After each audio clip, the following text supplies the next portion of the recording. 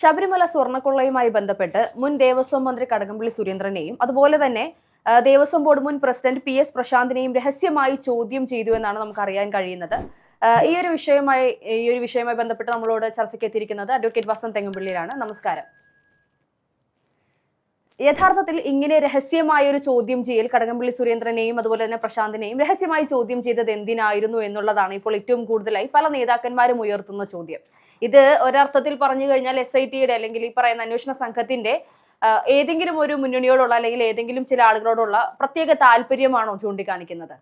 അതിൽ യാതൊരുവിധ സംശയവും വേണ്ട. കാരണം കേരളത്തിന്റെ ഹൈക്കോടതി ഇതിന് മുമ്പുണ്ടായ രണ്ട് വിധികളിൽ, ഒന്ന് ആന്റിസിപ്പേറ്ററി ബെയിലുമായി ബന്ധപ്പെട്ടാണ്, രണ്ട് ദേവസ്വം ബെഞ്ചിന്റെ തന്നെ വിധിയാണ്. ഈ രണ്ട് വിധികളിലും എന്തുകൊണ്ടാണ് നിങ്ങൾക്ക് വലിയ ഗൺസിലേക്ക്, ബിഗ് ഗൺസിലേക്ക്, വലിയ മീനുകളിലേക്ക് പോകാൻ സാധിക്കാത്തത് എന്ന അന്വേഷണ സംഘത്തോട് കൃത്യമായി ചോദിച്ചിരുന്നു. മാത്രമല്ല, കേരളത്തിന്റെ ബഹുമാനപ്പെട്ട ഹൈക്കോടതി വളരെ കൃത്യമായി പറഞ്ഞു, നിങ്ങൾ മുമ്പോട്ട് പോകൂ, ഞങ്ങളല്ലേ നിങ്ങൾക്ക് പിന്തുണ നൽകുന്നത് എന്നാണ് ചോദിച്ചത്.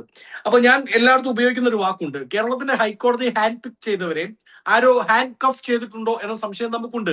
എന്തുകൊണ്ടാണ് പത്മകുമാറിനെ രഹസ്യമായി ചോദ്യം ചെയ്യേണ്ടി വരാതിരുന്നത്? എന്തുകൊണ്ടാണ് N വാസുവിനെ രഹസ്യമായി ചോദ്യം ചെയ്യേണ്ടി വരാതിരുന്നത്? N വിജയകുമാറിനെ ചോദ്യം ചെയ്യേണ്ടി വരാതിരുന്നത്? അപ്പൊ കടകംപള്ളിക്കും പ്രശാന്തിനും എന്തോ ഒരു സംരക്ഷണം അത് സർക്കാരിന്റെ ഭാഗത്ത് നിന്ന് SIT ത്രൂ കിട്ടുന്നുണ്ടോ എന്നത് സംശയിച്ചാൽ അത് ആരെയും കുറ്റം പറയാൻ സാധിക്കുമോ എന്നത് നമ്മൾ ആലോചിക്കേണ്ടിയിരിക്കുന്നു. ഇപ്പൊ എനിക്ക് രസകരമായി തോന്നിയത്, ഇന്നലെ പാർട്ടി സെക്രട്ടറി MV ഗോവിന്ദൻ മാഷ് അദ്ദേഹം എല്ലാ സഹപ്രവർത്തകരോടും തന്റെ LDF പ്രവർത്തകരോടെല്ലാം ഭവന സന്ദർശനം നടത്താൻ പറഞ്ഞിട്ടുണ്ട്. അപ്പോ ദീർഘദൂരത്തിൽ ഭവന സന്ദർശനം നടത്തേണ്ടവർ കേരളയിൽ കയറിപ്പോയാലും മതിയാവും.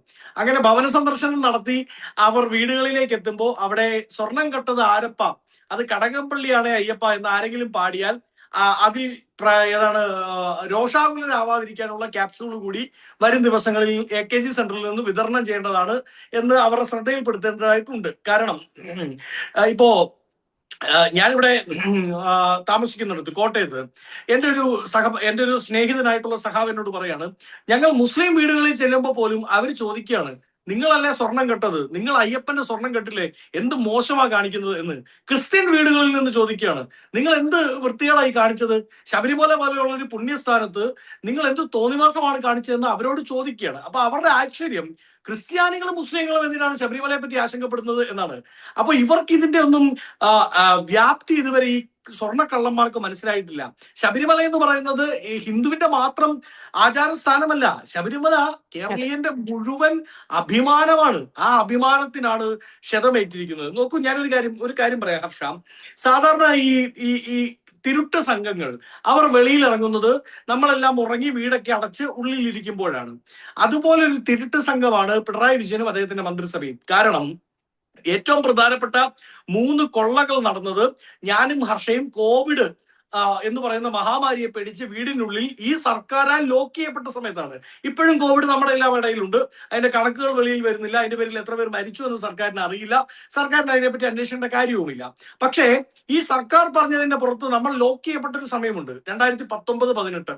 ആ സമയത്താണ് 3 പ്രധാനപ്പെട്ട കൊള്ളകൾ നടന്നത്. ഒന്ന്, കോവിഡുമായി ബന്ധപ്പെട്ട് മേടിച്ച PP കിറ്റിലെ കൊള്ള. അത് വലിയ കൊള്ളയാണ്. ടീച്ചറമ്മ എന്ന് പറഞ്ഞ് ഇവർ നടത്തിയ PR എക്സസൈസിന്റെ ഭാഗമായി നടന്നെടുത്ത് 1500 കോടി രൂപ അടുത്ത് അഴിമതി നടന്നു എന്നാണ് വെളിയിൽ വന്ന വിവരങ്ങൾ. രണ്ടാമത്തെ ഏറ്റവും പ്രധാനപ്പെട്ട കൊള്ള ഏതാണെന്ന് അറിയാമോ? കോവിഡ് സമയത്ത് എല്ലാവരും വീട് പൂട്ടിയിരുന്ന സമയത്ത് വയനാട്ടിൽ നിന്ന് മുട്ടിൽ മരം മുറിച്ച് അവർ എറണാകുളത്ത് എത്തിച്ച് അത് കടത്തി എന്നുള്ളതാണ്. മുട്ടിൽ മരം മുറി നടക്കുന്നത് കോവിഡിന്റെ സമയത്താണ്. ഒരു പോലീസ് ചെക്കപ്പും ഇല്ലാതെ ഞാനോ ഹർഷയോ മറ്റാരെങ്കിലും വെളിയിലിറങ്ങി 2 വായുഗുളിയും അടിക്കാൻ ഇറങ്ങിയാൽ പോലീസിന്റെ തല്ലുകൊണ്ടേണ്ടിയിരുന്ന കാലത്ത് വയനാട്ടിൽ നിന്ന് സുഗമമായി മുട്ടിലെ മരങ്ങൾ മുഴുവൻ മുറിച്ച് അവർ എറണാകുളത്ത് എത്തിച്ചു. രണ്ടാമത്തെ കൊള്ള.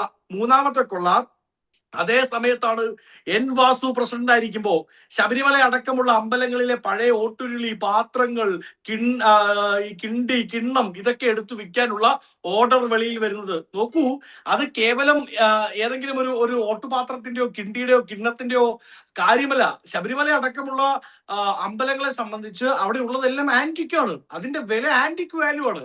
അല്ലാതെ 1 പവൻ സ്വർണത്തിന്റെ വിലയുമായി ശബരിമലയിലെ സ്വർണത്തെ നമുക്ക് കൂട്ടി വായിക്കാൻ പറ്റില്ല. അപ്പൊ അത് മുഴുവൻ എടുത്ത് വിറ്റ് ചാക്കിൽ കിട്ടുന്നതെല്ലാം ചാക്കിൽ പറക്കി കൂട്ടി കോവിഡിന്റെ സമയത്ത് കൊള്ള നടത്താൻ ശ്രമിച്ച സംഘമാണ് ഇവർ. അവർ ഇപ്പോഴാണ് വെളിവാക്കപ്പെടുന്നത് എന്നുള്ളതാണ് യാഥാർത്ഥ്യം. ഇനി അങ്ങ് സൂചിപ്പിച്ചതുപോലെ SIT-യുമായി ബന്ധപ്പെട്ട് SIT-ക്ക് എന്തെങ്കിലും സംശയം ഉണ്ടെങ്കിൽ ദയവേത് അവർ ഞങ്ങൾക്ക് ഈ പ്രഷർ അനുഭവിക്കാൻ പറ്റുന്നില്ല എന്ന് പറഞ്ഞ് രാജിവെച്ച് പുറത്തു പോവുകയാണ് വേണ്ടത്. അല്ലാതെ കേരളത്തിന്റെ ഹൈക്കോടതി ദേവസ്വം ബെഞ്ച് നേരിട്ട് ഇത്രമാത്രം ഇനിഷ്യേറ്റീവ് എടുത്ത് നടത്തുന്ന ഒരു അന്വേഷണത്തിൽ അവർ മെല്ലെപ്പോക്ക് സ്വീകരിച്ചാൽ അത് കേരളത്തോടാകെ ചെയ്യുന്ന തീർത്താൽ തീരാത്ത അപരാധമായിരിക്കും എന്നതിൽ സംശയം വേണ്ട. അതെ, തീർച്ചയായിട്ടും. ഇനിയിപ്പോ ഈ പറയുന്നത് പോലെ അന്വേഷണ സംഘത്തെ വിപുലീകരിക്കുന്നു എന്നുള്ള വാർത്തകളൊക്കെ പുറത്തു വരുന്നുണ്ട്. അതിനേക്കാൾ ഉപരി നമ്മൾ ഏറ്റവും കൂടുതൽ ശ്രദ്ധിക്കേണ്ട മറ്റൊരു കാര്യം, ദേവസ്വം ബോർഡിന്റെ അംഗമായിട്ടുള്ള N വിജയകുമാറിനെ ചോദ്യം ചെയ്തപ്പോൾ അദ്ദേഹം പറഞ്ഞൊരു പ്രസ്താവനയുണ്ട്. സഖാവ് പറഞ്ഞു താൻ ഒപ്പിട്ടു, അതിനപ്പുറത്തേക്ക് തനിക്കൊന്നും അറിയില്ല എന്നുള്ളത്. അതായത് പത്മകുമാർ ചൂണ്ടിക്കാണിച്ചിടത്തെല്ലാം ഒപ്പുവെച്ചു എന്നുള്ള രീതിയിലാണ് ഇത്തരത്തിൽ വിജയകുമാറിന്റെ ഒരു മൊഴിയിൽ നിന്നും മനസ്സിലാക്കാൻ സാധിക്കുന്നത്. ഇനിയും പോകെ ഇനി പത്മകുമാർ അടുത്ത ഏതെങ്കിലും സഖാവിന്റെ പേര് പുറത്ത് പറയുമോ എന്നുള്ളതാണ് സംശയം. അങ്ങനെ പറയുമെങ്കിൽ, അല്ലെങ്കിൽ അങ്ങനെ പറഞ്ഞിട്ടുണ്ടെങ്കിൽ ആ സഖാവായിരിക്കുമോ കടകംപള്ളി സുരേന്ദ്രൻ? അല്ല, ഈ ഒപ്പിടുന്ന കാര്യം പറയുമ്പോഴാണ് പണ്ട് മുഖ്യമന്ത്രിയുടെ ഒരു പ്രൈവറ്റ് സെക്രട്ടറി അദ്ദേഹം പറഞ്ഞിരുന്നു, ഞാൻ ഏത് ടോയ്ലറ്റ് നാപ്കിൻ കൊണ്ടുപോയി കൊടുത്താലും അതിൽ ഒപ്പ് വെച്ച് തരുന്ന ആളാണ് പിണറായി വിജയൻ, അതിനപ്പുറത്തേക്ക് ഒന്നുമില്ലെന്ന്. അദ്ദേഹം ഇന്ന് എന്തോ സ്വർണ്ണക്കടത്തുമായി ബന്ധപ്പെട്ട് തന്നെയാണ് കേട്ടോ ജയിലറയിൽ കിടക്കുന്നത്. ഓർമ്മയുണ്ടല്ലോ അദ്ദേഹത്തെ. അപ്പൊ നോക്കൂ, പത്മകുമാർ പറഞ്ഞ ദൈവസമാനർ ആരാണ് എന്ന് ചോദിക്കുമ്പോൾ ഇന്ന് മാധ്യമങ്ങൾ, നിങ്ങളടങ്ങുന്ന മാധ്യമങ്ങൾ പത്മകുമാറിനോട് അത് കടകംപള്ളി ആണോ എന്ന് ചോദിക്കുമ്പോൾ കടകംപള്ളി അല്ല എന്ന് പത്മകുമാർ പറയുന്നില്ല. ഇപ്പൊ CPM സഖാക്കളെല്ലാം പറയുന്നത് ശവന്തീനികൾ എന്ന് മാധ്യമങ്ങളെ വിളിച്ചു എന്നാണ് പറയുന്നത്. പക്ഷേ ഈ ശവത്തെ പോലും മറിച്ച് വിറ്റ് പൈസ ഉണ്ടാക്കാൻ നോക്കി കൂട്ടരാണ് ഇവർ. അപ്പൊ ശവന്തീനികൾ യഥാർത്ഥത്തിൽ ആരാണ് എന്ന് പത്മകുമാർ മനസ്സിലാക്കണം. രണ്ട്, പത്മകുമാറിനോട് ഇത് കടകംപള്ളിയാണോ എടുത്തെടുത്ത് ചോദിക്കുമ്പോൾ കടകംപള്ളി അല്ലെങ്കിൽ പത്മകുമാറിന് പറഞ്ഞാൽ പോരെ. ആ പോലീസ് ബന്ദോബസ്തിൽ അദ്ദേഹം നടന്നു പോകുമ്പോൾ അദ്ദേഹം എത്രയോ കാര്യങ്ങൾ സംസാരിച്ചു. ആ സമയത്ത് അല്ല അത് കടകംപള്ളിയല്ല, അത് ഞാൻ ഉദ്ദേശിക്കുന്നത് തന്ത്രി കുടുംബത്തെയാണ് എന്ന് പറഞ്ഞിട്ട് പോയാൽ പോരെ. അപ്പോ അത് അദ്ദേഹം പറഞ്ഞില്ലല്ലോ. അപ്പൊ പത്മകുമാറിനെ ആരും രാഷ്ട്രീയം പഠിപ്പിക്കേണ്ട കാര്യമില്ല. പത്മകുമാർ ഒരു പ്രഷർ തന്ത്രമാണ് സ്വീകരിക്കുന്നതെന്നാണ് ഞാൻ മനസ്സിലാക്കുന്നത്. ഇതിന്റെ പിന്നിലുള്ളവരെ ചൂണ്ടിക്കാണിക്കണ്ടെങ്കിൽ തന്നെ രക്ഷിക്കണം എന്നുള്ള നിലപാട് പത്മകുമാർ ഏതെങ്കിലും ഉദ്യോഗസ്ഥർ മുഖേന പിണറായി വിജയനെ അറിയിച്ചിട്ടുണ്ടാവാനുള്ള സാധ്യതയുണ്ട്. പത്മകുമാറിനെ കൈവിട്ടാൽ, പത്മകുമാറിനെ സംരക്ഷിച്ചില്ലെങ്കിൽ ഈ വള്ളം, ഈ കപ്പൽ അതിന്റെ ഏറ്റവും അവസാനത്തെ തുളയിലൂടെ വെള്ളം അകത്ത് കയറി മുങ്ങാൻ പോവുകയാണ് എന്ന് വേണം നമ്മൾ മനസ്സിലാക്കാൻ. പിണറായി വിജയനെ ചൂണ്ടിക്കാണിക്കും പത്മകുമാർ. ആ ഭയം ഉള്ളത് കൊണ്ടാണ് പത്മകുമാറിനെ ഏത് അറ്റം വരെ പോയാണെങ്കിലും സംരക്ഷിക്കാൻ പാർട്ടി മുതിരുന്നത്. അതെ, പക്ഷേ ചില കോൺഗ്രസ് നേതാക്കൾ ഇത്തരത്തിൽ SIT-യുടെ ഈ ഒരു അന്വേഷണത്തിൽ പ്രത്യേകിച്ച് പരാതി ഒന്നുമില്ല, കാരണം അവർക്ക് പരിമിതികളുണ്ട് എന്ന് പറഞ്ഞുകൊണ്ട് പല കോൺഗ്രസ് നേതാക്കളും രംഗത്ത് വരുന്നുണ്ട്. പ്രത്യേകിച്ച് രമേശ് ചെന്നിത്തലയെ പോലെയുള്ളവർ. അവർ പക്ഷെ പറയപ്പെടുന്നത് ഇനിയിപ്പോൾ CBI അന്വേഷിച്ചാൽ മാത്രമാണ്, കാരണം രാജ്യാന്തര ബന്ധമുള്ള സ്വർണ്ണക്കൊള്ളയായതുകൊണ്ട് തന്നെ ഇനി CBI അന്വേഷിച്ചാൽ മാത്രമാണ് ഇതിന്റെ സത്യാവസ്ഥ പുറത്തു വരികയുള്ളൂ എന്നാണ് പറയപ്പെടുന്നത്. അതായത് SIT ഇപ്പോൾ നിലവിൽ കേരള സർക്കാരിനെ ഭയപ്പെടുന്നുണ്ട് എന്നാണോ പറഞ്ഞു വെക്കുന്നത്? നോക്കൂ, ഇപ്പൊ ഡി മണിയിലേക്ക് ചെല്ലുമ്പോൾ, അങ്ങനെയുള്ള ഇന്റർ സ്റ്റേറ്റ് ബന്ധങ്ങളിലേക്ക് പോലും പോകുമ്പോഴും ഈ പറയുന്ന SIT-ക്ക് വലിയ പരിമിതികളുണ്ട്. അവിടെ പോയി അവരെ കസ്റ്റഡിയിൽ എടുക്കാനോ ചോദ്യം ചെയ്യാനോ ഒന്നും സാധിക്കില്ല. അവരെ ഇവിടെ വിളിച്ചു വരുത്തുക, അവർ വന്നാൽ ചോദ്യം ചെയ്യുക എന്നുള്ളതേ ഉള്ളൂ. അപ്പൊ നിയമപരമായ ഒരു ബാരിക്കേഡ്, ഒരു ടെക്നിക്കൽ ബാരിക്കേഡ് SIT-യെ സംബന്ധിച്ചിടത്തോളം ഉണ്ട് എന്നത് യാഥാർത്ഥ്യമാണ്.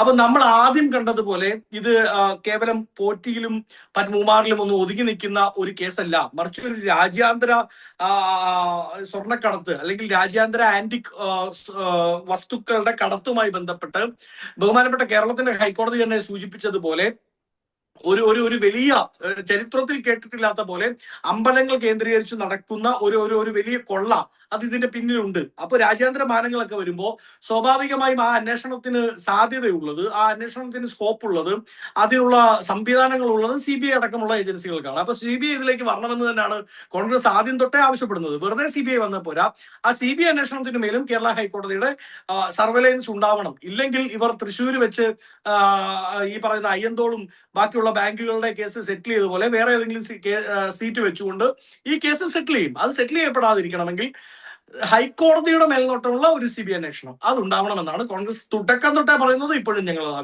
ആവർത്തിക്കുകയാണ്. ഇപ്പോ കസ്റ്റഡിയിലെടുത്ത് മൊഴി രേഖപ്പെടുത്തിയ ഓരോ പ്രതികളും പറയുന്നത്, എല്ലാവരും വിരൽ ചൂണ്ടുന്നത് പത്മകുമാറിലേക്കാണ്. അപ്പോൾ പത്മകുമാർ പക്ഷേ തിരിച്ചു പറയുന്ന ഒരു മറുപടി എന്ന് പറയുന്നത് എല്ലാം അയ്യപ്പൻ നോക്കിക്കോളും എന്നുള്ള രീതിയിലാണ്. അതോടൊപ്പം തന്നെ അദ്ദേഹം പറഞ്ഞ പ്രസ്താവനയിൽ ഒരു ദൈവതുല്യൻ എന്ന് പറഞ്ഞൊരു വാചകം വളരെ അധികം ശ്രദ്ധിക്കപ്പെട്ടിട്ടുണ്ട്. യഥാർത്ഥത്തിൽ ദൈവതുല്യൻ എന്ന് പറഞ്ഞത് കടകംപള്ളിയാണോ എന്നുള്ളതാണ് ഇപ്പോൾ മാധ്യമങ്ങൾ മാത്രമല്ല പൊതുജനങ്ങളും ചോദിക്കുന്നത്. ഈ പറയുന്ന എല്ലാവരുടെയും വിരൽ ചൂണ്ടുന്നത് പത്മകുമാറിലേക്കാകുമ്പോൾ പത്മകുമാറിന്റെ വിരൽ ചൂണ്ടുന്നത് കടകംപള്ളിയിലേക്കും അതുപോലെയുള്ള മറ്റു പല മന്ത്രിമാരിലേക്കുമാണോ? അല്ല, തീർച്ചയായും. നോക്കൂ, പത്മകുമാറിനെ പോലെ ഒരു പാർട്ടി കേഡറിന് ദൈവമുണ്ടോ എന്നതൊക്കെ എനിക്ക് സംശയമുണ്ട്. കാരണം ഒരു പാർട്ടി കേഡർ ദൈവവിശ്വാസി അല്ല എന്നുള്ളതാണല്ലോ യാഥാർത്ഥ്യം. പക്ഷെ ഇവർ ശ്രമിച്ചുകൊണ്ടിരിക്കുന്നത് അയ്യപ്പനെ. അപ്പൊ അയ്യപ്പന്റെ ഒരു മായ നോക്കൂ. സർവം മായ എന്ന സിനിമ ഇറങ്ങിയതുപോലെ സർവം മായയാണ്. അയ്യപ്പനെ നശിപ്പിക്കാൻ നോക്കിയവരെ കൊണ്ട് തന്നെ അയ്യപ്പനെതിരായി പാട്ട് വരുമ്പോ അവരെ കൊണ്ട് തന്നെ അതിനെതിരെ പ്രക്ഷോഭം നടത്തുന്നു, തെരുവിൽ ഇറക്കുന്നു. അയ്യപ്പനെ അവഹേളിക്കാൻ നോക്കിയ അതേ ടീംസിനെ കൊണ്ട് തന്നെ അയ്യപ്പനെല്ലാം നോക്കിക്കോളും എന്ന് പറയിപ്പിക്കുന്നു. അങ്ങനെ സർവം മായയാണ്. സർവം അയ്യപ്പന്റെ മായയായി കാണാനാണ് എനിക്ക് താല്പര്യം. പിന്നെ ദൈവസമാനരാരാണ് എന്ന് ചോദിച്ചാൽ പത്മകുമാർ എല്ലാ കാലത്തും പിണറായി പക്ഷത്തിന്റെ കുന്തമുനയായിരുന്നു. VS പിണറായി പോര് നമുക്ക് ഓർമ്മയുണ്ടല്ലോ. ആ VS പിണറായി പോര് നടക്കുന്ന സമയത്ത് പിണറായി പക്ഷത്തെ നയിച്ചത്, കോർഡിനേറ്റ് ചെയ്തത്, ഗ്രൂപ്പ് മാനേജറായി നിന്നൊക്കെ പത്മകുമാറാണ്. ആ പത്മകുമാറിനെ സംബന്ധിച്ച് അയാൾക്ക് ഒരു ദൈവമേ ഈ പാർട്ടിയിൽ ഉണ്ടായിരുന്നുള്ളൂ. ആ ദൈവം പിണറായി വിജയനാണ്. ആ പിണറായി വിജയനിലേക്കാണോ എത്തുന്നത്, അതോ സബ്ദൈവങ്ങളായ കടകംപള്ളിയെ പോലെ വാസവനെ പോലെയുള്ള ചെറിയ ദൈവങ്ങൾ, ഉപപ്രതിഷ്ഠകൾ എന്നൊക്കെ നമ്മൾ പറയത്തില്ലേ? ഇപ്പം ഒരു അമ്പലത്തിൽ മെയിൻ പ്രതിഷ്ഠ കാണും, അതിന്റെ വെളിയിൽ ഉപപ്രതിഷ്ഠകൾ കാണും. ഇപ്പൊ ക്രിസ്തു ദേവനാണ് ക്രിസ്ത്യാനികളെ സംബന്ധിച്ച് ഏറ്റവും പരമപ്രധാനപ്പെട്ട ആൾ. ക്രിസ്തുവാണ് ഏകദൈവം. പക്ഷെ എന്നാലും പുണ്യാളന്മാരുണ്ട്, പുണ്യാളന്മാരിലെ കൂടെ കണക്ട് ചെയ്യാം. അതുപോലെ ഈ ഉപപ്രതിഷ്ഠയാണോ